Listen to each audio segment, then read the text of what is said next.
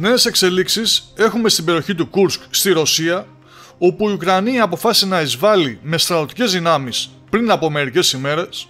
χωρίς κανένας να έχει ακριβώς καταλάβει για ποιο λόγο προχώρησε σε αυτή την κίνηση, με την ανάλυση του βρετανικού Sky News περί τριών θεωριών, αυτή της κατάληψης ρωσικών εδαφών ως διαπραγματευτικό χαρτί,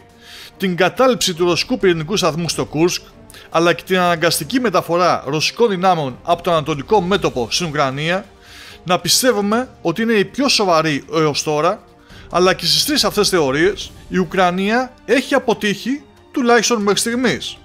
Και αυτό ειδικά όσον αφορά τα εδάφη, γιατί όπως αναφέρουν πληροφορίες που έχουμε συλλέξει και αξιολογήσει κυρίως από ρωσικά και δυτικά μέσα ενημέρωσης, καθώς και από το Ρωσικό Υπουργείο Άμυνας, η Ρωσία όντως κατάφερε να σταματήσει την περαιτέρω προώθηση των Ουκρανικών δυνάμεων και μάλιστα να ανακαταλάβει ένα σημαντικό ποσοστό εδαφών.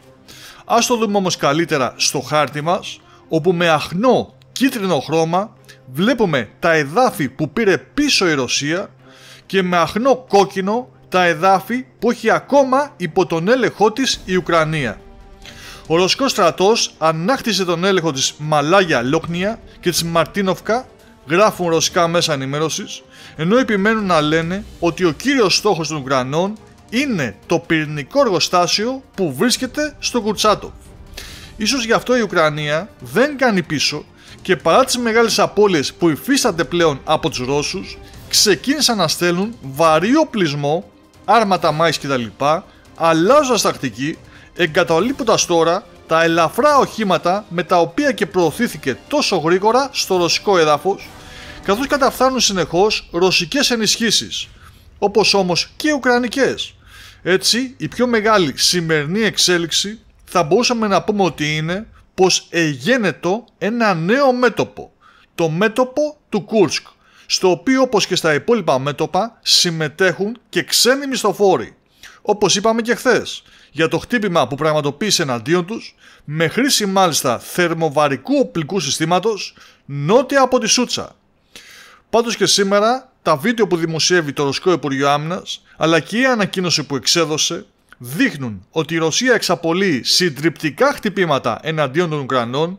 είτε χτυπώντας κομβόι στρατιωτικών οχημάτων, είτε διαβολίζοντας ουκρανικά επιθετικά drones, είτε σπέρνοντας την κόλαση με πυρά αρμάτων μάχης, αλλά και με τη χρήση φυσικά μονάδων του πυροβολικού και κυρίως με εναέρια μέσα, με τα μαχητικά αεροσκάφη Σουχόι 25, Σουχόι 34 και τα επιθετικά ελικόπτερα Καβμόβ 52 να σπέρνουν τον όλεθρο από ψηλά, αφού η Ουκρανία δεν μπορεί να τα αντιμετωπίσει. Και αυτό γιατί σήμερα ανακοινώθηκε η καταστροφή ενός ακόμα αντιαεροπορικού συστήματος Buk M1 στην περιοχή Λουμπίμοβκα και μάλιστα με πύραυλο Ισκαντέρ,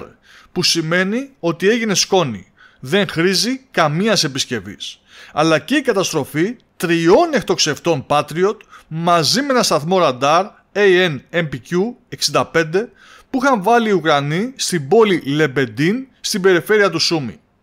Ενδεικτικό του ολέθρου είναι η μαζική αποτίμηση από την αρχή της εισβολής που αναφέρει ουκρανικές απώλειες έως και 1.350 στρατιωτών, 29 αρμάτων μάχης, 23 τεθωρακισμένων οχημάτων μεταφοράς προσωπικού, 9 οχημάτων μάχης πεζικού, 116 τεθωρακισμένων οχημάτων μάχης, 20 αυτοκινήτων, 3 αυτοκινούμενων εκτοξευτών του αντιαεροπορικού πυραυλικού συστήματος Buk M1,